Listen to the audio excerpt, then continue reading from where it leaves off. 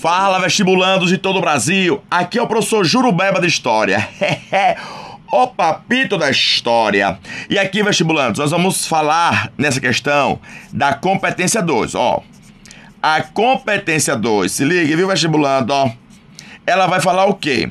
Que você tem que compreender as transformações dos espaços geográficos como produto das relações socioeconômicas e culturais de poder. Então a gente vai tratar aqui, ó, sobre relações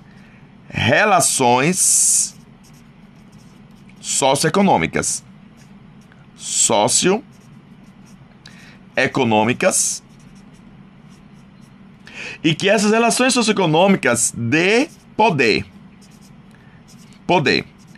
E aí, vestibulando, nós vamos ter que analisar, ó, essa habilidade aqui, ó. A habilidade H7, que vai falar justamente de identificar os significados históricos das relações de poder entre as nações.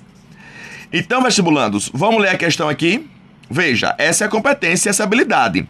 Mas qual é o conteúdo dessa questão? Repare só. O conteúdo dessa questão, o conteúdo vai ser sobre ditadura militar. Ditadura militar que vai ocorrer no Brasil. E a ditadura militar no Brasil foi de 1964 a 1985. Durou longos 21 anos. A ditadura militar foram os piores anos da história brasileira.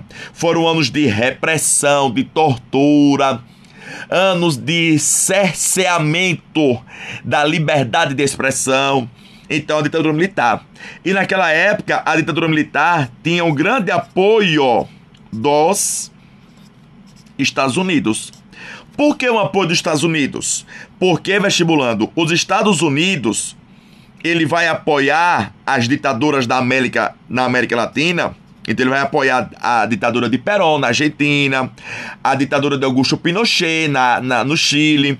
Então ele vai apoiar essas ditaduras na América Latina, porque nesse caso os Estados Unidos tinham medo que mais um país na Sul América, doutrina Monroe, se tornasse o quê? Comunista.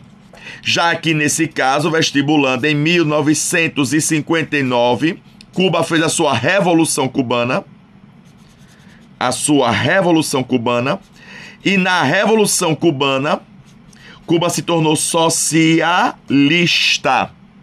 Então, nesse caso, os Estados Unidos tinham medo que mais um país na sua América se tornasse socialista. Por isso que os Estados Unidos, nesse caso, vestibulando, vai apoiar ditaduras, nesse caso, grupos de direita, assumir o poder, só que eram grupos de direita conservadores. Que esses grupos de direita conservadores vão implantar as ditaduras militares, ditadura civil-militar, conservadores. Pois bem, então, vestibulantes, após fazer esse apanhado aqui, rapidão, vamos ler o enunciado. O texto aborda uma diretriz do Estado brasileiro em suas relações com os Estados Unidos. Olha, uma diretriz. Então, o texto já está dizendo, olha, do Estado brasileiro, que na época era o quê? Ditadura militar, e com os Estados Unidos. Então, olha, veja que eu já fiz aqui, olha, um esquemazinho que eu peguei e analisei justamente essa relação. Eu justamente analisei e expliquei por que os Estados Unidos apoiavam a ditadura militar no Brasil. Porque ele tinha medo que aqui no Brasil, o Brasil se tornasse um país socialista, já que João Goulart, que era o nosso presidente antes, tinha ideias socialistas. Vamos lá, vamos pro texto agora. Então se ligue no texto aí. Nem mesmo Castelo Branco seria um aliado incondicional das políticas liberais recomendadas pelos organismos financeiros internacionais. Então, Castelo Branco, quem foi? Castelo Branco foi o nosso primeiro presidente militar.